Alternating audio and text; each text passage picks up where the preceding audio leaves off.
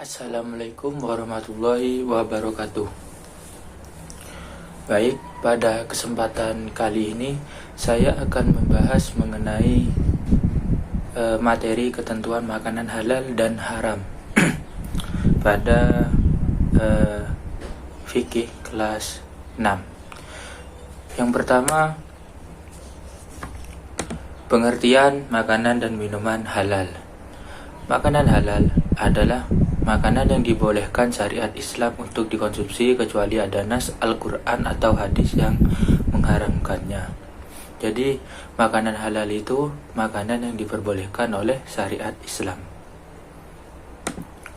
Lanjut, yang kedua, halalnya suatu makanan atau minuman harus meliputi yang pertama, halal karena zatnya makanan atau minuman itu sendiri. Jadi memang pada dasarnya makanan itu memang sudah halal. Yang kedua, halal cara mendapatkannya, tidak mencuri atau tidak hasil yang begitu macam-macam aneh. Jadi cara mendapatkannya itu dengan cara halal. Lalu yang ketiga, halal karena cara atau proses cara pengolahannya. Jadi halalnya makanan itu tergantung juga cara pengolahannya. Lanjut, pada jenis makanan dan minuman yang halal. Jadi yang pertama, semua makanan tidak minuman dan minuman yang tidak diharamkan oleh Allah dan Rasulnya. Jelas jenis makanan dan minuman halal itu pasti tidak diharamkan oleh Allah dan Rasulnya. Yang kedua, semua makanan yang baik, tidak kotor dan tidak menjijikkan. Jika ada suatu makanan terletak pada atau di tempat yang menjijik, berarti itu tidak halal. Karena pada dasarnya pengertian jenis makanan dan minuman yang halal. Yang kedua, semua makanan yang baik, tidak kotor dan tidak menjijikkan. Lalu yang ketiga, semua makanan yang tidak memberi mudarat, tidak membahayakan kesehatan jasmani dan tidak merusak akal, moral dan akidah. Jadi makanan yang halal itu pastinya tidak membahayakan kesehatan atau tidak merusak akal, moral, pikiran dan akidah.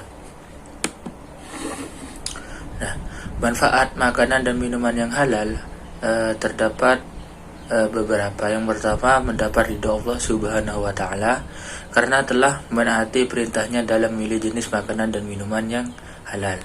Jadi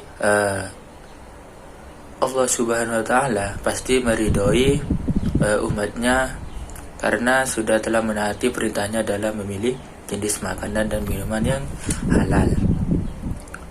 Lalu yang kedua, menumbuhkan akhlakul karimah atau karakter positif dan terhindar dari akhlak mazmumah atau karakter negatif. Jadi manfaat makanan dan minuman halal itu menumbuhkan karakter positif dan terhindar dari karakter negatif. Lalu yang ketiga, menjadi sumber tenaga atau energi positif. Jadi di sini ini menjadi sumber tenaga itu sudah jelas.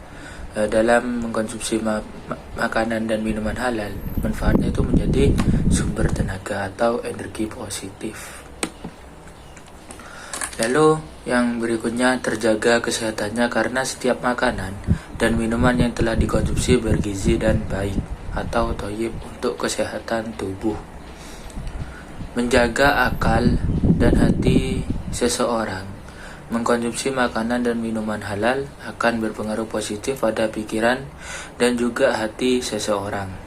Jadi akal dan hati seseorang itu pasti sudah terjaga dalam berpengaruh positif baik pikiran ataupun hati seseorang. Rizki yang diperolehnya membawa barokah dunia akhirat serta mendapatkan perlindungan dari Allah Subhanahu wa Ta'ala. Nah, rizki yang diperoleh membawa itu karena sudah menaati perintah-perintah dari Allah Subhanahu wa Ta'ala. Jadi rizki yang diperoleh membawa barokah dunia dan di akhirat. membawa ketenangan hidup dalam kegiatan sehari-hari. Jadi manfaat mengkonsumsi makanan dan minuman halal itu pasti sudah membawa ketenangan hidup atau dalam kegiatan sehari-hari, atau terjamin kepribadian yang jujur dalam hidupnya.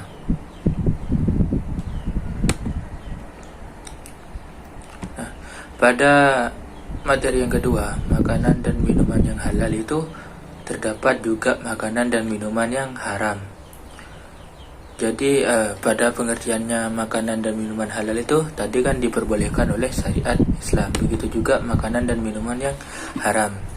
Kebalikannya adalah makanan dan minuman yang diharamkan untuk dikonsumsi karena ada nas dalam Al-Quran dan Al-Hadis. Bila tidak terdapat petunjuk yang melarang berarti halal. Nah,